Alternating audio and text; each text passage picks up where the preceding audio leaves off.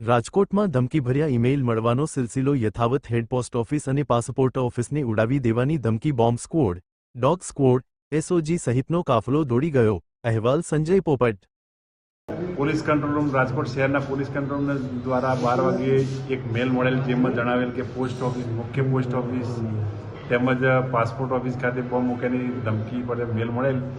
જે અન્વયે રાજકોટ શહેરની બીડીડીએસની ટીમ, ડોગ સ્ક્વોડ, એસઓજી તેમજ સ્થાનિક પોલીસ તેમજ મારા દ્વારા તમામ જગ્યાએ સર્ચ કરવાનો હાલમાં કાર્યવાહી ચાલુ છે અને તમામ પોસ્ટ ઓફિસના કર્મચારીને હાલમાં બહાર બેસાડવામાં આવેલ છે. અને ત્યારબાદ પૂરેપૂરું સર્ચ થઈ ગયા બાદ કંઈ ગુનાહિત નહીં જણાય અથવા કોઈ વસ્તુ ધમકી પર મેલ બાબતે કોઈ વસ્તુ નહીં મળે ત્યારબાદ એ લોકોને અંદર શાંતિથી બેસવાની કામગીરી કરવાની ચાલુ રહેશે. સાહેબ, શું પ્રાથમિક અત્યારે ઈમેલની અંદર લખાણ? ઈમેલમાં કે હાલમાં કે ત્યાં ખોટું અમુક આઈએસઆઈ તરફથી ને કરુણાનિધિને આવું બધું નામ બોલે છે, એમાં લખેલા છે. જે અન્વયે હાલમાં એ બાબતે સાયબર ક્રાઇમ દ્વારા ગુનો દાખલ કરી આગળની તપાસ જાણવા મળશે.